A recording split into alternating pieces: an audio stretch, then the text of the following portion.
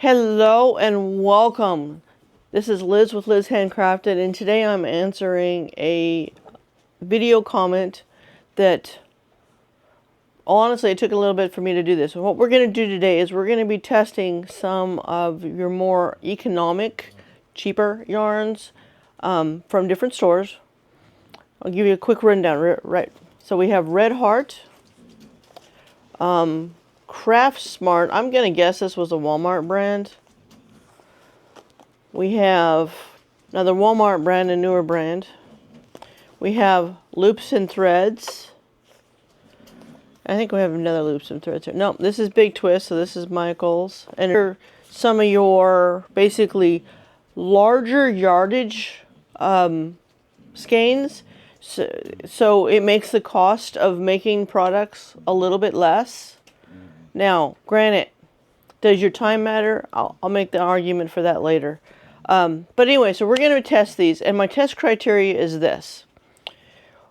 The intention behind what we're trying to do here is to hopefully be able to show you my tips and tricks, because honestly, I don't know exactly how all these are going to behave, and show you what I do to make them behave, to make a quality product, because the question that I was asked is about for people that are trying to do these things for charity organizations, homeless and such like that. Now I realize this video coming out, you're kind of actually past that point, but not everywhere.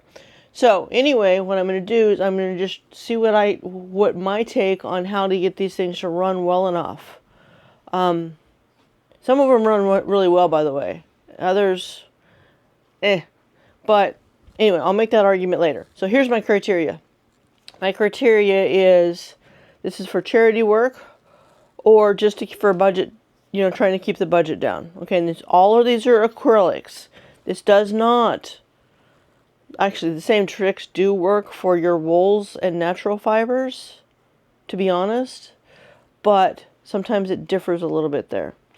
My guideline is I will run at least 20 rows in the beginning before I try to attempt at, well, probably not, because I think some of them take help before 20 rows. But I'm going to do an analysis at 20 rows, and then we're just going to go to 40 rows on each one. I'm not doing a finished products here today, friends, because what we're trying to do is to show you what these behave like, okay? And just share with you the things I do to help that happen.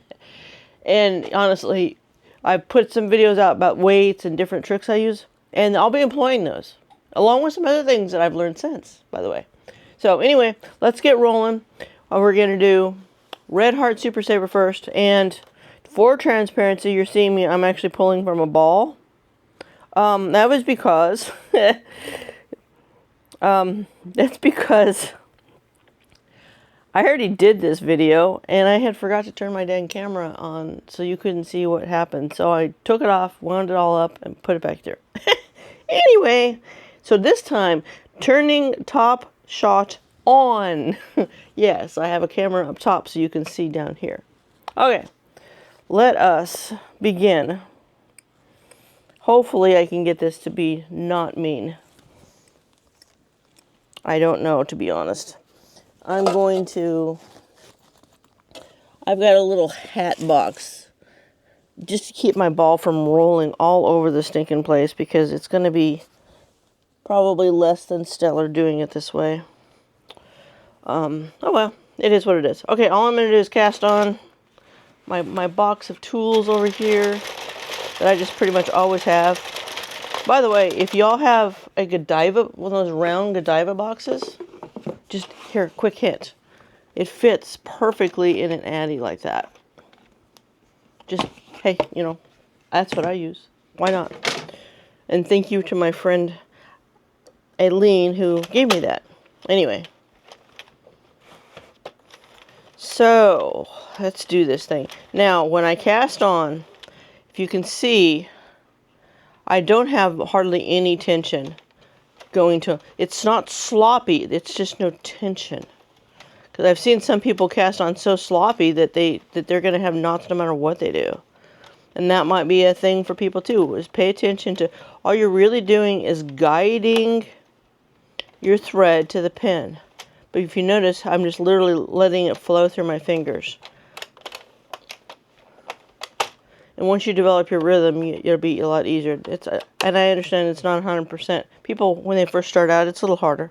Okay, my first row, I always just take easy.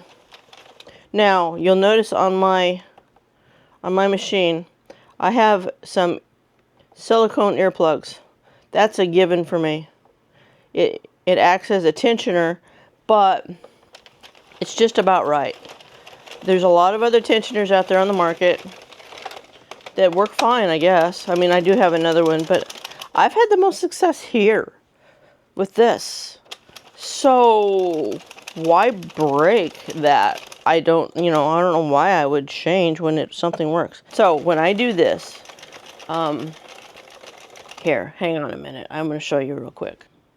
Okay, so I changed your shot so you can see exactly what I'm doing. I'm hoping I'm getting you in frame. There we go.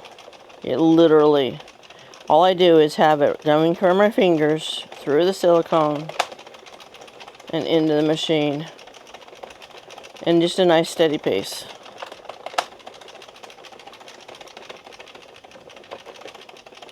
And if you're wiggly, I apologize. I can only be so steady because I am the tripod right now.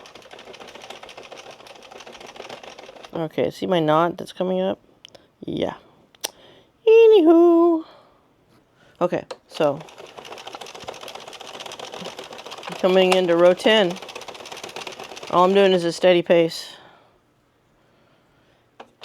Well, other than when I stop each time. But this is a Super Saver. I'm not having much issues with it. And blue is the worst color. I mean, there's something about the dyes. I have come to the conclusion it's the dyes and blue. Probably because they're mostly a chemical. I don't know. To be honest, I haven't learned enough about dyes yet to know. That is on this year's agenda of learning. So shout out to my guild in Fredericksburg, Virginia. Fredericksburg Spinners and Weavers Guild. They're doing a whole year. They call it the Year of Dyeability. And we're going to learn all sorts of things about fiber dyeing. I'm looking forward to that because I don't know diddly about that. Other than making stains on things, because I can definitely do that with the best of them. But, because really, if you think about staining your fiber, when you get a stain on something, it's the same thing. So once you learn how to do it, maybe I'll also learn how to undo it. I don't know. I'm undoing knots, y'all. Sorry. Probably cut this out of the video anyway. Okay, I'm back. And we're going to get a little bonus footage of doing a color change, even though we're not actually changing colors. I just had to fix my yarn. That was going to drive me loony. And there was just no reason to have that be a fight when that's not the subject of this video. Anyway, we're going to 20. I think... Sorry, didn't have the top coverage. Now that I know I have a propensity for that, I'm going to have to be very watchful. Alright, I'm at 17. Haven't had any issues. I'm literally just got my fingers doing my normal. I do have to wonder if part of the reason why people have trouble is they don't have a consistent approach to their machine, or they have a difference in their tension, and I just happen to have got really lucky when I began doing this. Okay, we're at 21. You can see what's happening, y'all.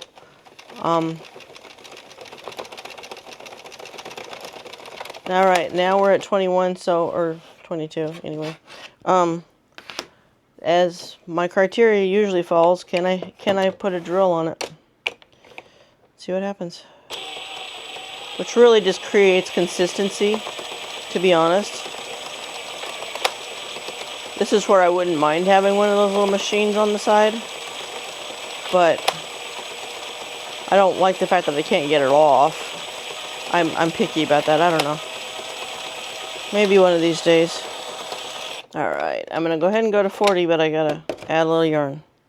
Now, I've already got an issue with this skein, because I already took some out of it, and it's over twisted in some area.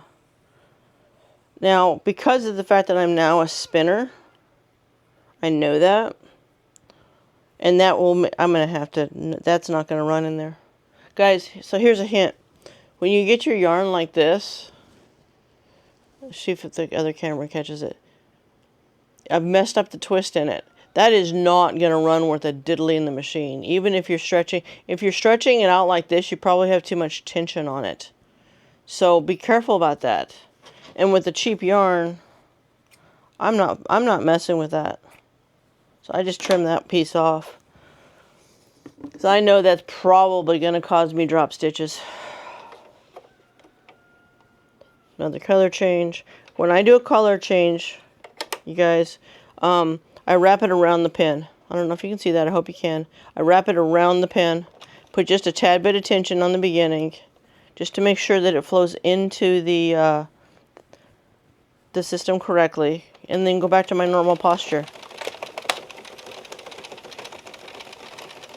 We only have 4 rows, so I'm not worried about the drill. And then the first time around, I make sure that it goes in. That's it. I think I need to make a video, because I think it'll be part of my course. By the way, I'm going to have a course coming out. I've been saying this, and I haven't got it done. I think that's life, though, isn't it? I'm going to have a course coming out that basically talks you through the very beginnings, and hopefully will give some people a better chance at success. Because I have seen some, like on Facebook and stuff, how people have just such a hard time with their knitters. And honestly, I think if you just had a really good foundation, it wouldn't matter anywhere. All right, so we're at 40. I've had no challenges with this yarn. It's a Red Heart, and it's blue, and that's about as... Yep, close that up. By the way, this is a quick cast off. Basically, you just go around twice, because it's going to pop them all off. Minus that last one, it never does. Anyway, there you go. I think you could see that from the bottom down stuff. I didn't have any, and I'm not seeing any skip stitches. I see some tensions that were a little uneven, but that can be fixed in the stretch. I didn't have any issues there. Now, as I said, though, I am going to caveat, just because I want to be honest with you guys. This has been run through the machine once. So it is entirely possible that maybe respinning your yarn first, in other words, on a cake, instead of coming out of a skein, that could be a thing. I doubt it, but it's not out of the realm of possibility. Okay, so that was Red Heart in blue, which is usually the worst color for the machines because of the dye, the friction apparently, or something. Now, I learned from the last one that having the ball doesn't work, so we're going to do a color change at that point. It just doesn't work, and it's not worth the fight. Okay, I got to find my center. There we go. All right, I know my tail is going to cause me an issue here, so we're gonna mess with that for a minute. And I can feel on this yarn, there's a good chance that it's going to run well, only because it's softer. Your high textured, rough yarns are the ones that usually give you issues. Now, I also know that a heavily textured yarn gives you issues. If it's like lumpy bumpy, that stuff I just won't even bother. I'm not even going to fight with that stuff. Now, on occasion, when I see a yarn that's just gorgeous, and I'm like, oh, I got to try that, and it's a fight for me, that's okay. That's when I make a decision. Is it worth it? We're just casting on again. Because let's get real, these knitting machines are still faster than doing it by hand. Now, sometimes I'll literally take one off of this and go to my equivalent pin number loom. Not peg loom. It's got pegs. It's knitting loom. What do they call those things? Anyway, I'll put a picture maybe so you understand what I mean. If I'm just having so much trouble, or if I figured out the yarn is simply too big to run on the machine, then I'll probably do it that way, because it's still faster for me to do it that way than by hand. I don't know. Okay, let's zero out. First row in the silicone. Now I've ran this peach before, see how it's not a full skein. It didn't run as well on my Centro because at the time that's what I was using. I didn't have an Addy yet, and I don't know what the difference would even be. I have no idea, but I about guarantee you, if you was to put a tensioner that's appropriate for the yarn, which I don't know. I mean, I showed you what I've got. It's not tight to it. It's just kind of a smidgen of tension. And keep it consistent for the yarn, you probably would be fine. Because here's the thing, is adding tension to your pull out of the machine is going to make a smaller product because its loop simply isn't as big as it would be otherwise. So that's the last thing that you want to do, is add additional tension to your natural, let it flow, but with control. That's what, let's call it that. Let it flow with control. My hand on there is probably more of a knot catcher than anything. I don't want knots to hit this top head, because that'll mess up everything. Okay, we've got a loop, so we'll see what that one turns out like. Sometimes it doesn't even matter. But it does show us that we have something.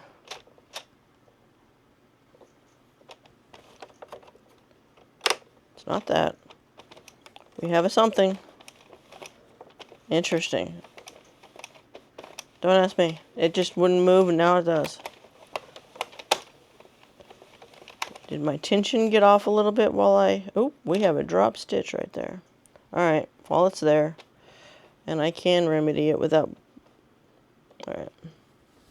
I have to question myself. Did we have a drop stitch the last time I ran this? I don't know. I don't recall. It's a tuck stitch. It's not dropped. 2 tuck stitches right there. Alright, I prefer to do those on the other end. So I've got 7 and 8.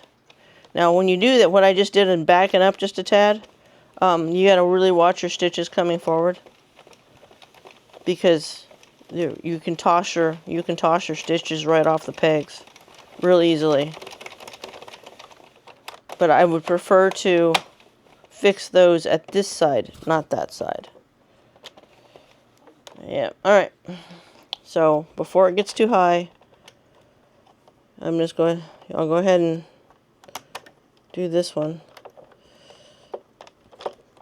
Not that it actually matters, because it doesn't. I mean, this was really just to test the yarn, but I guess my OCD won't let it go.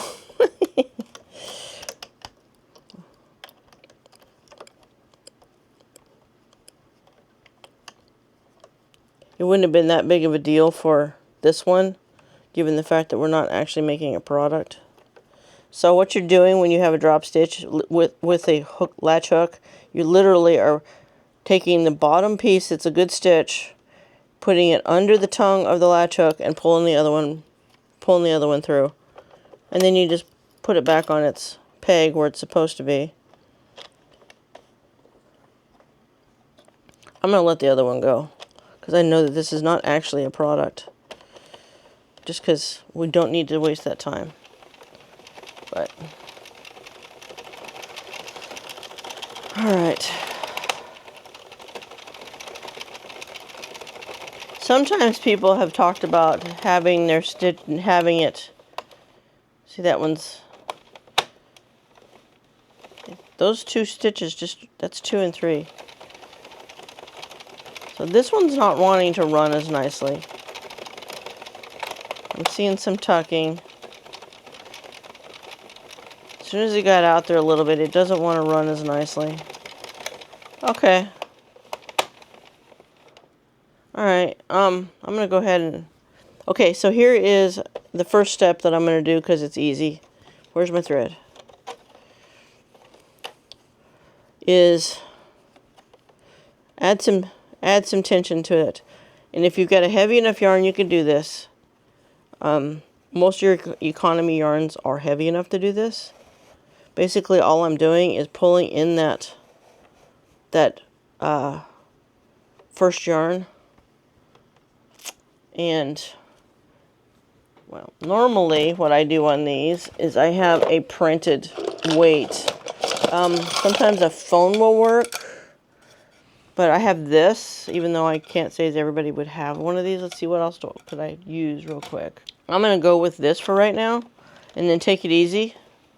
Because the entire intention is, so, y'all, the reason why this is happening is you have to have a pull of those yarns coming down the pins. If you do not have some kind of pull, maybe normally they'll run just via gravity because that's how it operates. But if you have a higher, see, that one just does not like to do, and it's not helping. They're just wanting to tuck. Okay, we're going to go back to the other camera position. Okay, hopefully. What I'm looking for, right here, this piece of yarn, every time it comes by, has to drop down. See how it just dropped down? That's what it has to do. If it's not doing that, then you can end up with tucked or dropped stitches. See that? How every one of those has to drop. And how that's done is by the pull on the outside and plus obviously gravity. That's why adding weights makes such a difference. Now sometimes you just have to slow down. Like I'm just slowing down on this. But what I don't want to do, unless I want to make a smaller product of course, is add additional tension here. I don't want to do that.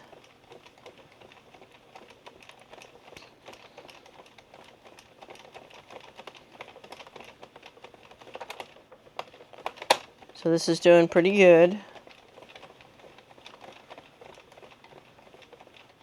There was those couple that were trying to tuck on me repetitively. We're going to have to analyze and see what's going on there.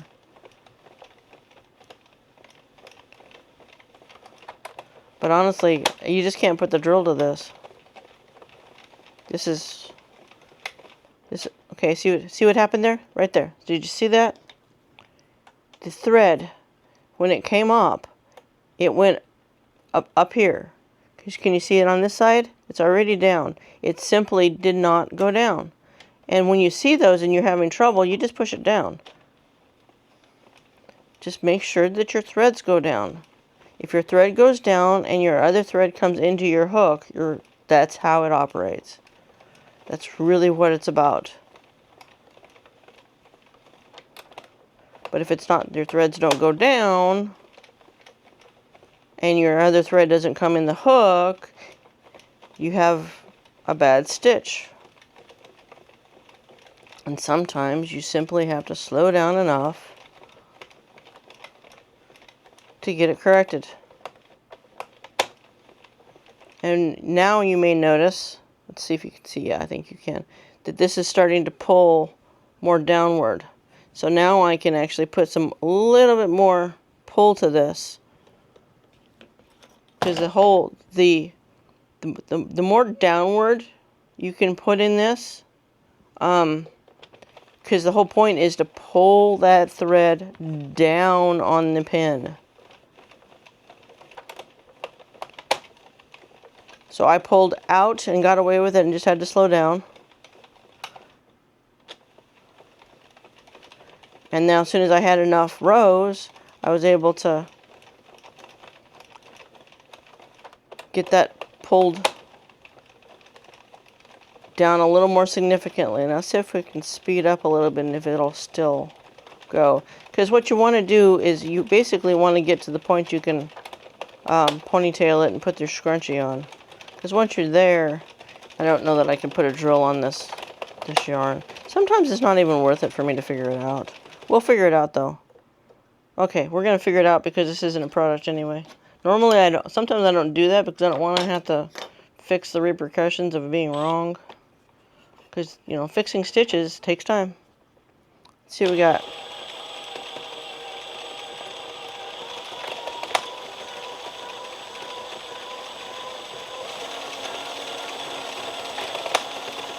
So I'm holding my same posture with my hands and the tension.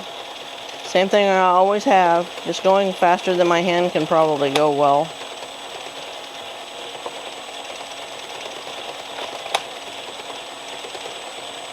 And it does okay. I don't know that I'd want to speed it up anymore. Well, I'm thinking with the brain that says this is going to be a finished product, and it's not. So it doesn't matter.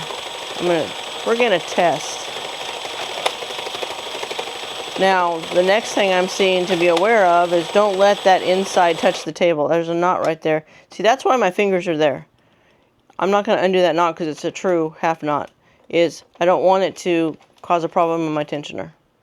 Past that, I don't care.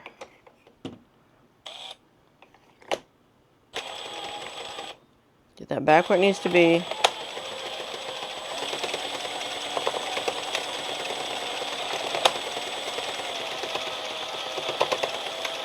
Alrighty. So, alright, I'm going to switch it again. Okay, so you saw what I went through to do that. And all this is a 3-inch PVC cap. I find 3 inches sufficient. Anything bigger than that, you get more weight. Anything smaller than that, you don't have enough weight. I don't know.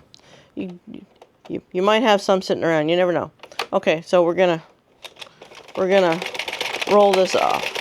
Mainstay, orange. It's fine, I guess. Let's just see how it runs. I think because of the size of that ball and such, I must have had trouble with it. And when I am actually doing products I'm trying to finish something, I tend to not stick with something that's going to give me... Oh, I don't need to do that. Hey, dingbat, cast on first. Anyway, I tend to not use something that's going to cost me more time than it's worth. So, as you get going with your circular knitter, you'll learn what brands to just avoid entirely. And a lot of that has to do with what... I mean... Here's the thing. If you think your time is worth nothing, you're wrong. I'm sorry. Love y'all. But your time is worth something. And you shouldn't have to use crap yarns just because it saves you $1 per skein. Please, friends. It's just the way it should be. Yeah, it's better. Okay. So let's do our normal. Roll a row or 3. See how bad if I remember correctly, it didn't give me problems until about row 10. Of course, honestly, anything that's just not going to roll well, because 10 is where your kind of a spot where you no longer have the stretch tension, and you don't really quite have much weight on it yet either. And that's where yarns that are just going to be a problem, that's where they typically roar their head. Otherwise, it's usually just the yarn just doesn't want to run on this type of machine. When we have a few of those, like textured stuff, does not run. I mean textured as in like not even attempted at being a worsted. Because there is a such thing as woolen versus worsted. Some woolen yarns don't run well because they grip the pin too much and won't slide down, really is what it comes down to. Hoping I'm talking this through to be a success. But I can already tell you by how slow the yarn is coming down those pins, I don't think I could speed it up with a drill until I could literally get some weight on it. There are tricks to that, by the way. But sometimes those aren't even worth the time. We'll see. Doing this in real time for you. The challenge is I don't want to waste your time either. So if I start speeding stuff up, it's because I literally just don't want to waste your time. Okay. It's doing better than it was. Now, like I said, though, this has been run once. And I might have had a lot of problems, and it was really short. Oh, no, that's not what it was. Now I remember. I realized my top-down camera wasn't working, so I stopped. That's why that's the short one. Sorry. But now at least I remember. So I'm like going, what was wrong with this yarn? I do know that it wasn't working very well. Which I'm already seeing that it's not working great. There's a little tension there. There we go. I can say that because they're just not running down the pin that great. They're going down. It's not horrible. But it's not throw the drill on it and roll.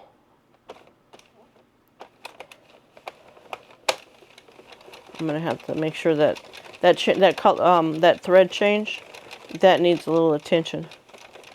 It didn't run down very well. Yeah. We're smidging it back up. There we go. I don't know where my tool went. That's weird. Oh, over here. Hey, I don't think I could operate a circular knitter without a loom hook and a latch hook.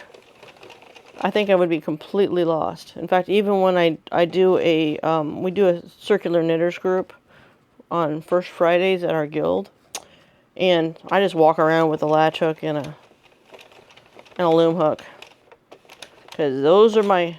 Oh, look at that! See, I don't know if it just didn't want to drop, and the one right before it didn't either. Great. I know. Okay, so when you do this, see, look at there, right there. That is very, okay, it's not dropped yet, but it could be. So I got to really, really watch that, because I need this one to go down properly.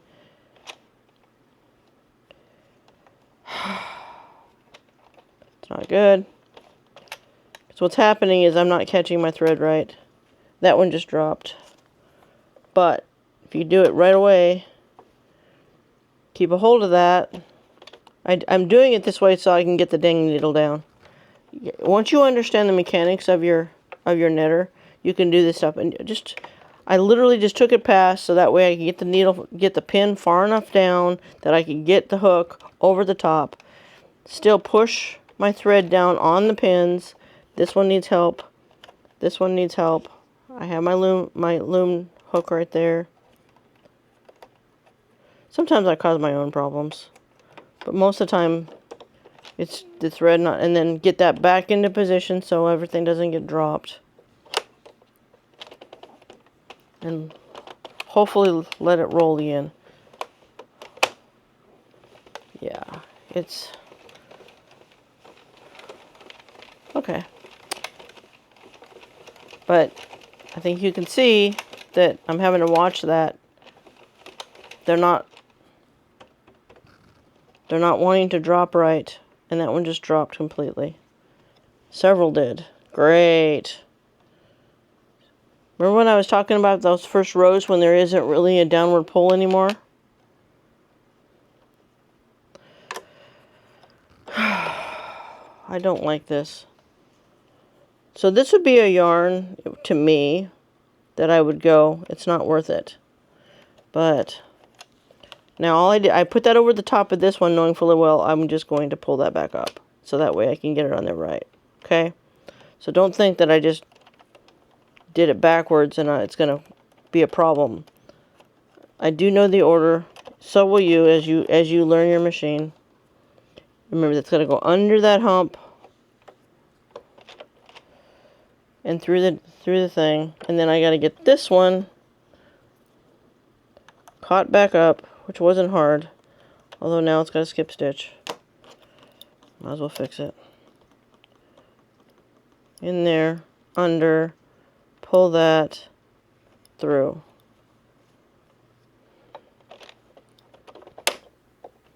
By the way, what that was is that's open and it catches. So that's the reason why we close those. I'm going to go ahead and just stretch it over because I can. Push that down, get that under, get that in the pin, and then hope for better.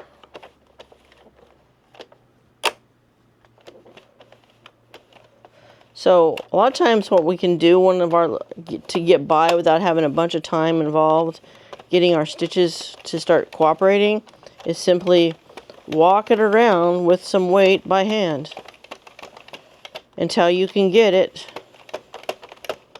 Okay, there's something wrong here. Yep, there is. I'm stepping on my thread. Ha! I do that a lot. Man, if I hadn't, I've had a nickel for every time I've done that. I could buy a lot of yarn that way. Okay, so that's one of the hacks, is literally just pull on your yarn as it goes. If you only have a few rows that you know you need, which means that you don't have 3 hands to keep that tension on the other side. So if you're not running a tensioner at that point, you need to. You need to be running some level of tensioner. Sometimes I'll even come back here and give that a smidgen of a squeeze, just to help get a smidgen of tension on that. Because it can't run freely through there. You won't get anything to take soon.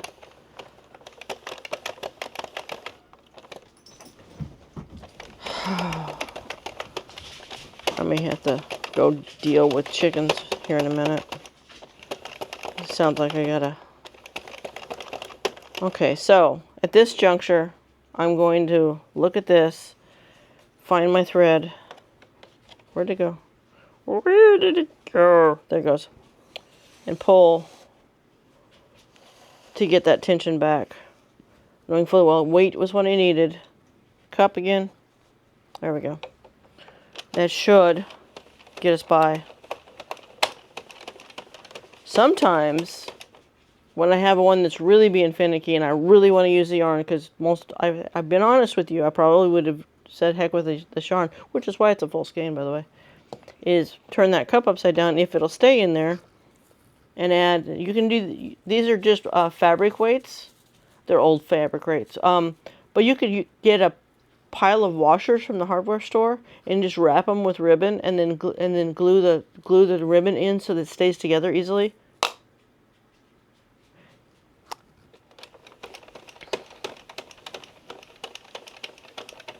All right, now we got a downward trajectory on those, on the yarn and on the pins. I'm being very careful not to add any more tension than is absolutely necessary, because this is where I think people get into problems, is they add more tension because it seems to run better, but it's not going to help your product. What it's going to make your product do is come in. All you want is even tension. And I also don't pull from the skein like a dingbat. I'm sitting there pulling from the skein, wondering why I have a weird fit. Anyway, I do center pulls so that they're neat, because I don't want stuff flopping around, but it does mean that I have to pull my yarn and then pay attention to it. But I would rather do that than have that unevenness and yarn flopping. So look, so these, I believe, are 1 ounce. I believe. I couldn't measure that. I think they're 1 ounce. Almost positive. And a PVC cap. Now, I have some other tricks that I haven't had to implement yet. By the way, I have a video out talking specifically about weights and different styles. That honestly, it would be easier for you to go watch that than me try to demonstrate something that's not actually happening. I'll put that in the cards wherever the cards land at this point. I don't know. They move around. Anywho, you're seeing it.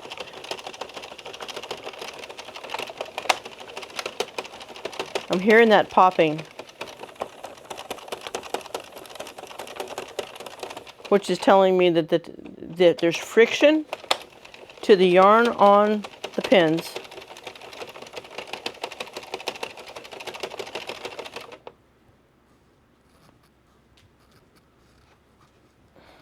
Sometimes I have to put so much weight on that you really hear that pop.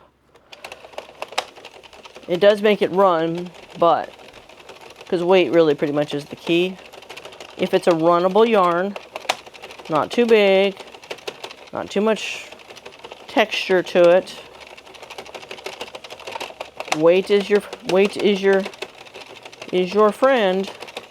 Not putting additional tension on the incoming yarn.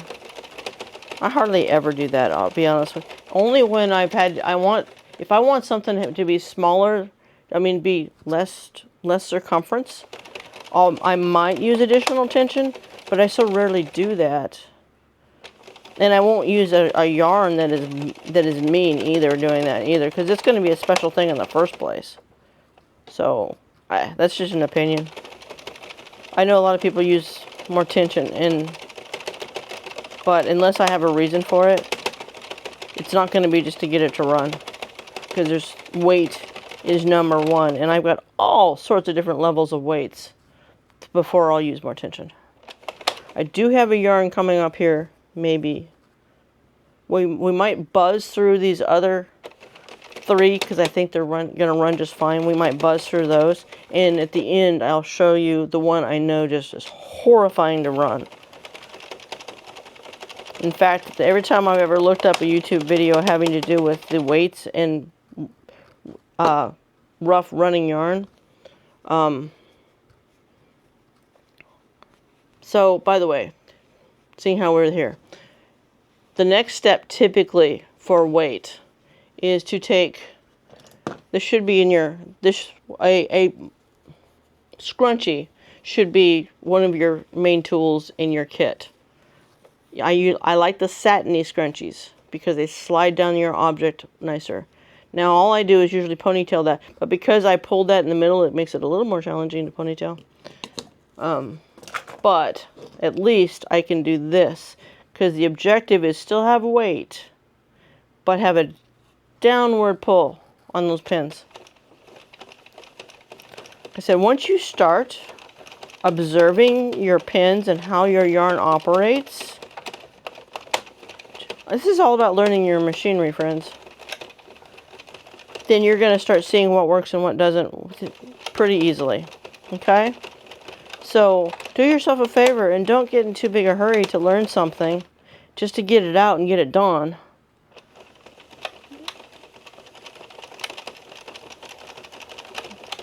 Because you need to learn how the thing works. Look, see that drop stitch right there? It's a good thing I'm on row 40. Anyway, I'm going to kill it there because otherwise I'd have to fix that because my OCD won't let me do otherwise. But I normally would bring that on around and fix that stitch. Okay. But what I am going to do is go ahead and take this off. By the way, this is the same thing you get to do when you start using waste yarn. And I'm going to give you a little hint here. When I do waste yarn, I do enough waste yarn. I usually do 10 rows. So that way I can actually use this technique. Because if you do too few rows, you have the possibility of losing your stitches. And I personally would rather waste some waste yarn, because I use it over and over again, to be honest, than have a problem. Okay, that was mainstays. It's possible, but you do have to slow it down and work it with some weight, probably quicker than some other yarns. I want to show you a little tip. So like I just said, I use waste yarn over and over because this is actually my waste yarn because it needs to contrast your main color, and I rarely use anything in orange, so it's always a contrast. But this is where it came from. It's actually got a different feel to it than that does. Okay? Is the Hobby Lobby brand. I love this yarn black. Runs better than Loops and Threads. Which is probably why I still have this, is because the other one runs better. Alright, we're just going to cast on. I usually throw about 6 inches in there. Doing the same thing.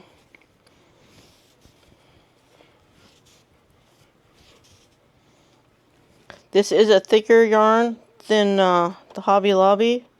I love this yarn. It's just a higher weight. That might be part of it, but I think it's more the texture of this yarn is more grippy on the pins, and it doesn't want to run down as well. So like all the time when you cast on, you got to do every other pin, not skip one here and there or anything other than every other pin. You need to take your time and get it right. If you've got it right, you should be coming right on to the other one course, if you messed it up twice, you probably do the same thing and it still wouldn't matter. Anyway, pay attention and get it every other pin. Alright, first row, take it easy. My same technique as always. A little bit of knot detection tension. That's it. Running through my silicone, running through the aperture, the top head, whatever, this thing, whatever you want to call it.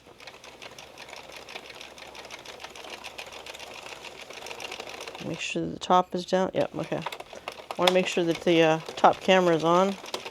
Otherwise, I got to do it yet again. And I know you can't see things on with black, but because it happens to be a very popular yarn in the homeless communities and charity-wise, it's important to be able to run your dark colors. So I'm going to run it. I do have one that when I get through with this, I will show you that ran horribly. Look, it's starting to skip. And we'll look at that and see what's going on there.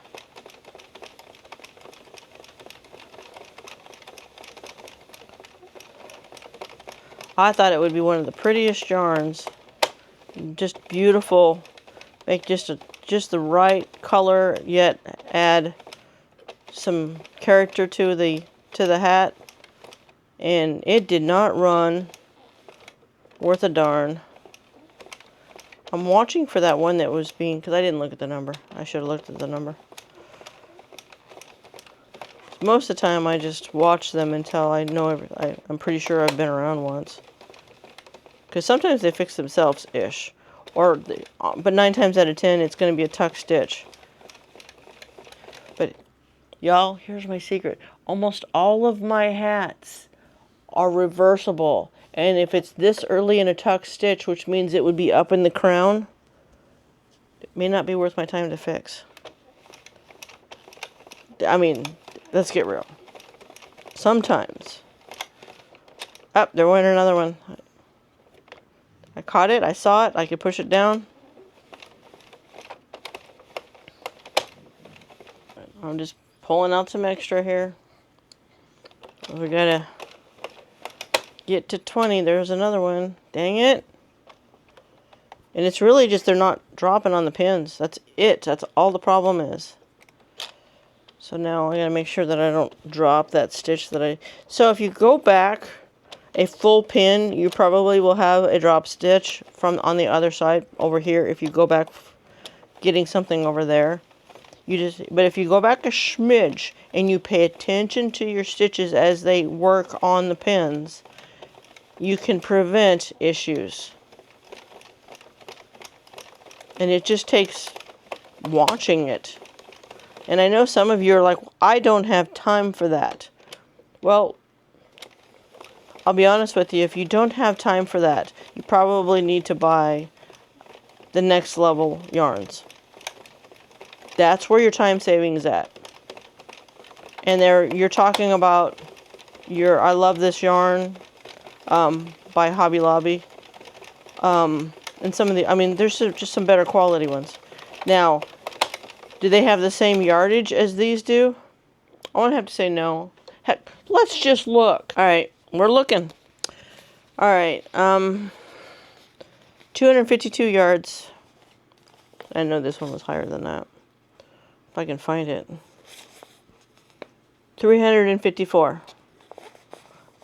Problem is this was only like $1 cheaper max. And if you hit Hobby Lobby, every other week they do 30% off, and it switches between yarns and fabrics. So once you figure out which weeks are the ones you're on, this is the one, by the way, that did not run on this machine to save my life. But I was also in the middle of teaching a course, and I did not need something that I was going to have to fight with entirely. So I just pulled it off and went to another yarn. I might run that one to see if I can actually get it there. It'll be a different video, though. Alright, it's not doing too bad. I just got to watch it. And as soon as you add weight to this, it would probably be absolutely fine. I'm going to speed up a little bit, see if we can get to normal pace and still run. So I did a video, we got another one right there. What number is that? 33. a while back, and this was one of my failure yarns. And now it's working reasonably well. And the difference is I added the silicone earplugs to the front end. That, you know, some people are like, that doesn't really work. What the heck do you need that for? Oh man, no, I heard it from a lot of people. Once you do it, I leave them on the machine. It can't hurt, first of all. And you can change them out and take them off and put new ones on if you want to. But it seems to me that it's just that right amount of either positioning or tension that makes all the difference in the world.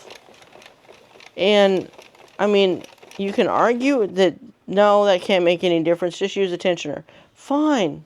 You do you. But what I'm not going to do is spend a whole bunch of time picking up and fixing stitches when I can fix it with adding some earplugs to the stinking front of the machine. Just saying. And I'm probably going to, my guild is going to figure out that they're going to get earplugs added as soon as we start doing experimental yarn. So, one of the things that has happened with our guild is we're doing the acrylic yarns. I just want to make sure it's running. And because the number of times I've had to redo something because I didn't have my top down. That sounds really weird. I didn't have the camera from the top view. Anyway. Okay, we're at 20. I do think it would be better with this one if I go ahead and do the cinch in. I call it the Tony cinch, but it has nothing, I mean, that's only because my friend Tony pointed it out to me. So, see that? It's just putting weight, and now because I could go that far with it, I'm going to actually do this. So there's somewhat of it. I think it's going to take more than that to be worthwhile. There. Okay, now I can see, by the way, I'm just watching how well those threads are coming down the pins. Have you figured out there's a theme there? If the threads don't move down the pins, that means that you have to remedy it with something, right? The threads must move down the pins. The thread needs to come into the hooks. That is the sole operation of this machine. Because did we know that knitting is nothing but pulling loops through loops and doing it in many, many fancy ways in some cases. But the basic knitting is really just pulling loops through loops. And that's what you got to do. Is you got to get your thread to run down the pin and your thread to go into the hook. That's working. You're golden. That's what you're doing. As I say, it's working. I gotta have to come back. 17. Did you know there's numbers on these, by the way? Just saying. One of these days, I am going to, one of my goals with the circular knitters, because I'm not going to do hats for the rest of my life, trust me. During the wintertime, absolutely. I love giving to the homeless communities and places that need it, because I have seen so many positive results from making an effort to do that stuff. And let's get real. We all, if we've been doing much in fiber arts for very long, we all have a stash of acrylic sitting around. And we might as well use it, right? Okay, so 17, it had no problem really. It just did not hook forwards like it should have. Like I said, sometimes they solve themselves. But not every one of them, so I needed to be aware of it. Part of the goal of the test, right? Break out the drill. We're at 30, by the way.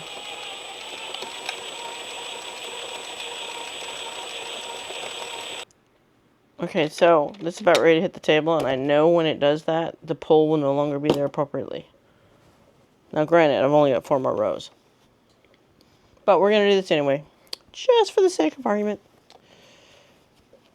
I can crank the 40 rows and have no issue. However, let's not build bad habits, right? I probably will just crank the 40 rows.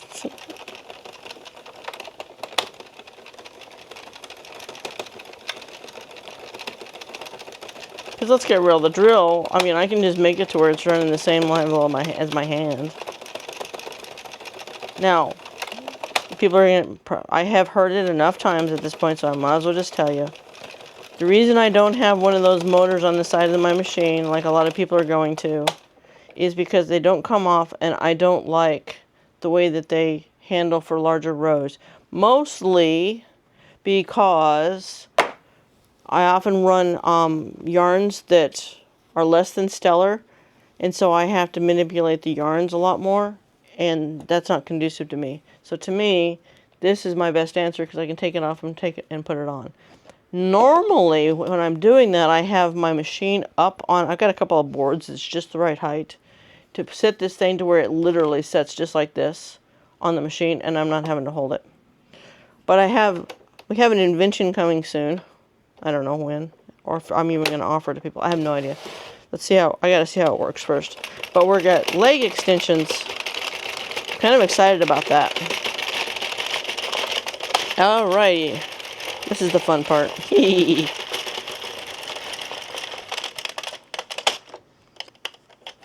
And off it is. Alright, so we had, let's examine. So it wasn't too bad. I'm almost bet that there's a tuck stitch here and there. One tuck stitch right there.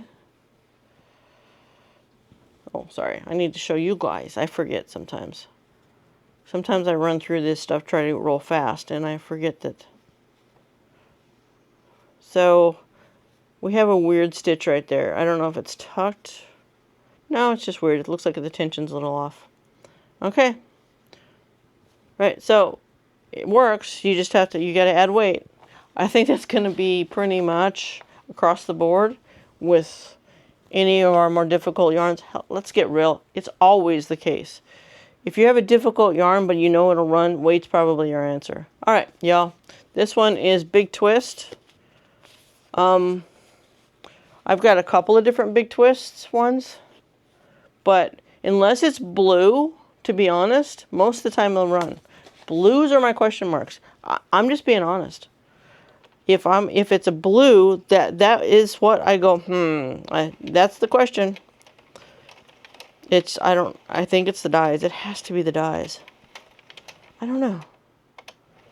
Maybe this year when I am working through the courses of learning dyes, I will learn why is it that blue gives us friction issues. Because that's really what it is. It doesn't want to slide down the pins. Same make, same everything, same twist for that matter. And blue is a problem. I'm not saying all blues are a problem. Don't get me wrong. But if there's something that's going to be a problem, it's going to be a blue probably.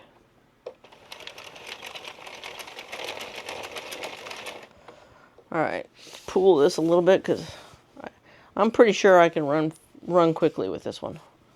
One, there's already stuff pulled out of it, which tells me that I've run it to some degree already. I think I used it for a liner on a hat, to be honest. Because it's got a nice feel to it. Oh, I know what I used it for. I used it for a contrasting color on... You guys want to see some spoilers? Real quick. Check this out. This is going to be part of my course, by the way. Is learning how to do color work. Because that's where this tan comes from. Yeah, that's where I used it. Is the contrast color and a little bit of color work. It's not terribly hard. It's definitely more meticulous. But it'll be part of my more advanced course. I was doing that for my guild group. So the people that were interested in learning past this basic stuff. We have people on all levels there. Alright. Alright guys, we're at 20. I'm going to hit to 40. We'll see you in a sec.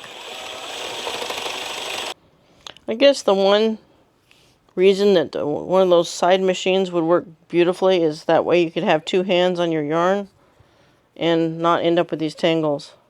If you have a very good yarn you're running, that would probably be the one thing that would be the plus.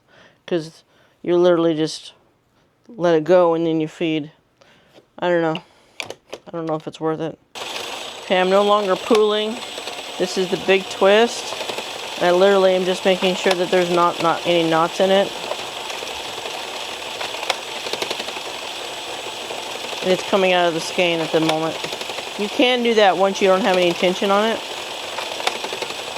In other words, it's coming out very smoothly kind of thing. Just showing you. Alright. Yes, and I did know that it was going to do that. I'm well aware. But that definitely, big twist, qualifies as your economy yarns. It's just the Michaels brand.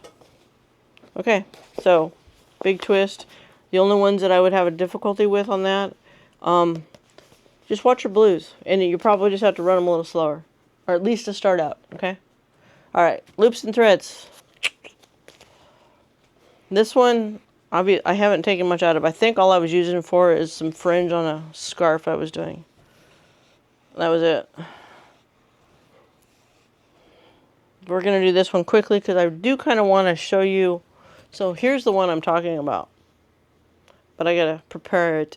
But this is the one people always use as a sample as a problem yarn. Because it is. Anywho. Cast on. We're going to do it. Alright, give me a minute. Let me prepare this one because obviously I can't pull it off of here. I got to prepare it. And we're going to run it. Hope this video is not too long for y'all. I mean, I'm going to edit the crud out of it to get it a little shorter, but still, there's that. Alright, see you in a minute. Okay, I prepped that hank of yarn to a cake. And now we're going to run it and see what we get. Where's my beginning? Yay! Doesn't matter actually in this situation, however, it's still good habits. To always start at the beginning so you know where your start is and such. So I'll tell you what, I don't know if any of you have seen my spinning videos. They didn't go very well, so I'm going to guess no. I had very low view count on that. So, but it definitely, even though I didn't think this was going to matter, learning to spin my own yarn, as in natural fibers, not acrylic, obviously, that's plastic, has really helped me in understanding what works, what doesn't, and why. I can look at a yarn and know more about it because I know how to spin now. And I actually have got reasonably, I won't say decent at it. I can make a yarn. Are they back here? Oh, yeah. So here was my last one in comparison to very close to first one. Just saying. It does take time, though, and it doesn't happen instantly. I've got a couple of friends that are trying to learn to spin, but they want everything so quickly. If there's one thing that fiber has taught me, you gotta earn it. If you want to be able to do the thing in natural fibers, because it's different than knitting and crocheting and stuff, you know, those type skills. You're following patterns and getting your stitches, but spinning is like the next step in becoming one with your materials, because if you can't make it happen, you have to get the skills in your hands and per se your feet, if that's the case, because there are e-spinners where it doesn't involve feet really, but it really forces that. Skip stitch.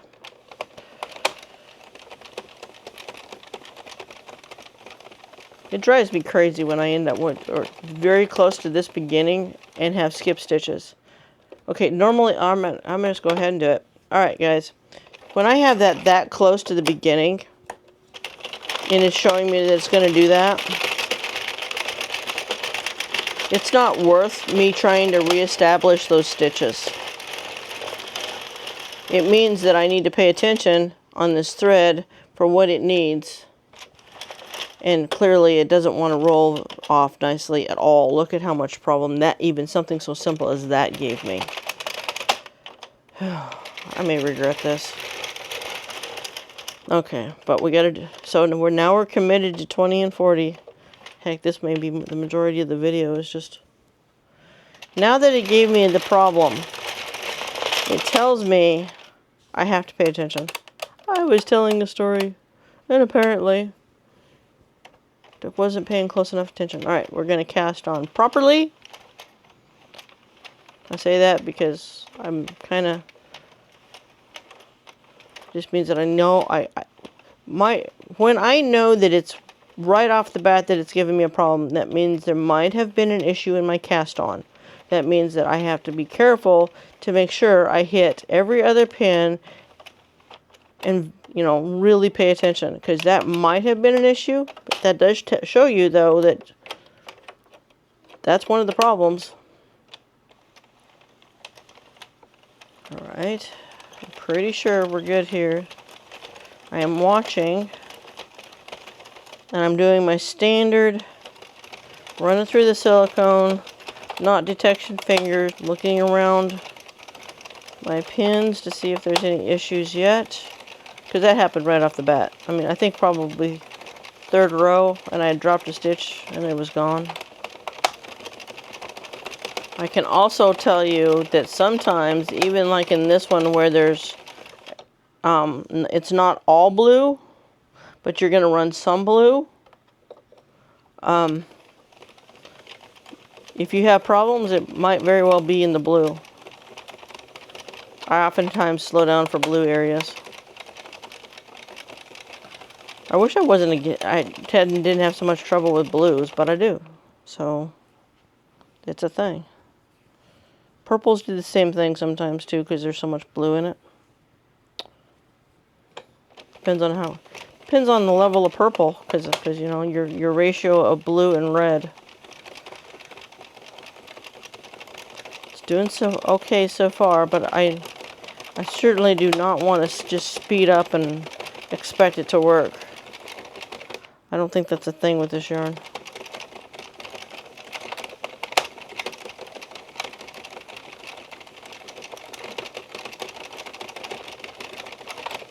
Transfer this to the floor. I don't even know if we're going to get, how many rows we're going to get out of that. I just had a ball of it left, basically. Or a hank of it left. Turned it into a ball, and that's what we're working with.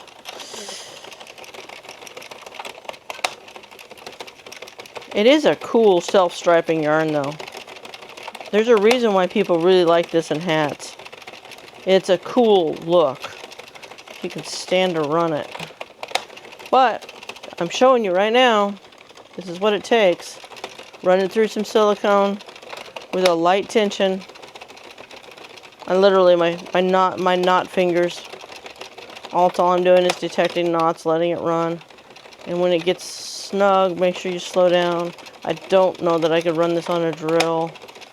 I'm only saying that because it's not running down the pins just super efficiently. But I also wouldn't put it on the inside of a hat because there's no point. I mean, you put the bright colors on the outside, right? See, this is usually about 20 where you start getting tension issues. I'm getting some splitting.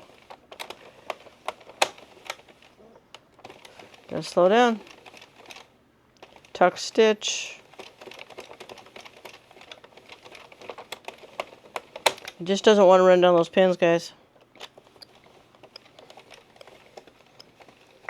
It's not dropping stitches. By the way, your drop stitch is usually because your tension's bad on your hand or up here. It's not usually because of what's coming into it. It's the thread that on the hook. If it doesn't hook right, see, I'm getting tuck stitches. All right, we're gonna have to solve some stuff because it's happening repetitively now. It's a cool yarn though. I gotta give it credit. All right, we're gonna do the cinch around first, just because it's easy. See if we can get some downward trajectory.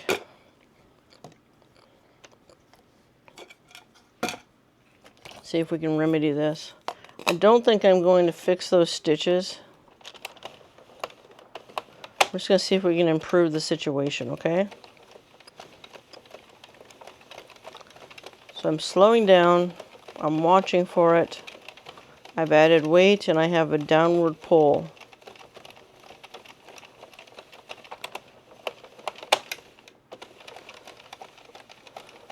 And I want to make sure that the ones where I had tuck stitches earlier end up with a single stitch now. Only because that's where we need to baseline it. Now, if I was making this as a product, I would have fixed those. And probably pretty much be doing the same thing at this point. So, slowing down, adding weight, paying attention. This will run. It'll give you good stitches if you pay attention. It is a cool yarn, I can't help it. It is a cool yarn.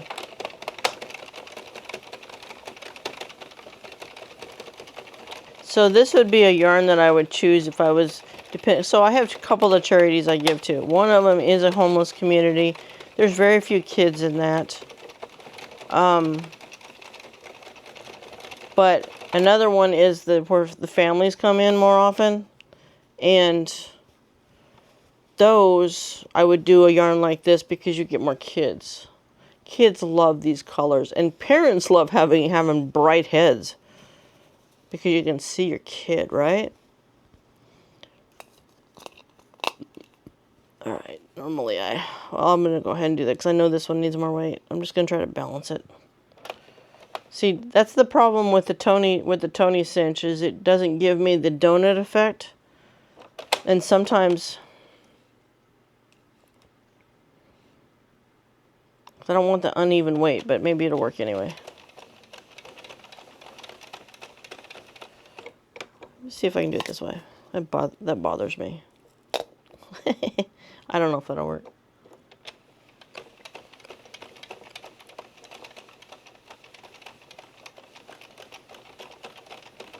I have another weight over there that I usually use for this stuff, but it's not everybody can get them because I don't think you have to have a 3D printer.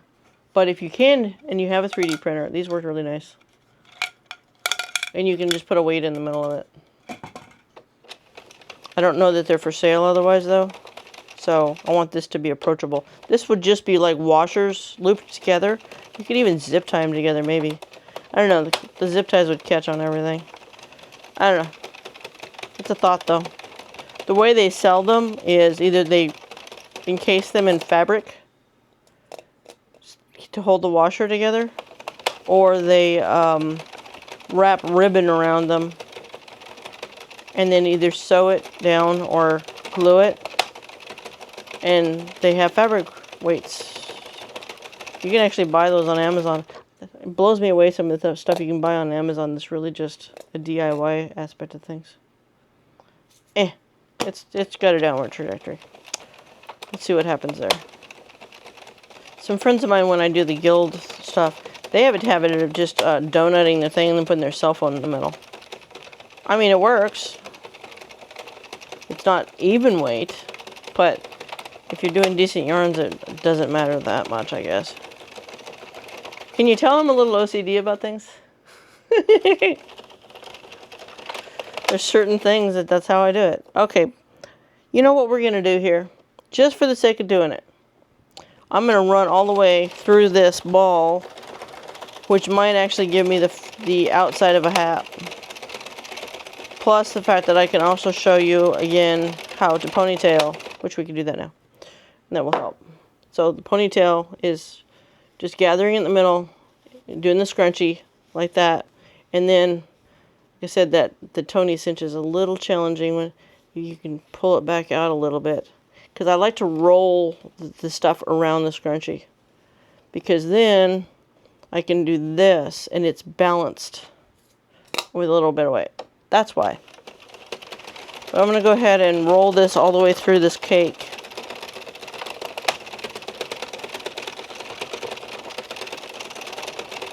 Oh, we wanted to get to the goal of the drill. Well, we got enough weight there now. We should be able to. I just can't hit fast. I can go as fast as my hand was going at least, right?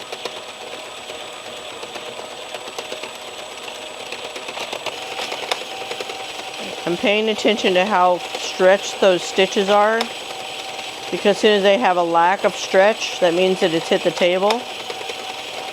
We're almost there. We'll end up right at 70. Alright, now normally I would, given the fact that I hit 70. Isn't that a cool color though? I mean, I totally understand why people want to do that and use this yarn. I probably will now too, now that I know that you add the silicone and you add weight and pay attention to your beginning. It's a cool yarn. Alright, I'm not keeping this. Sorry. I've got too many stitches that are not right, and I can't do that. I'm not saying that people that do that is bad. I'm not saying that. I'm saying I can't.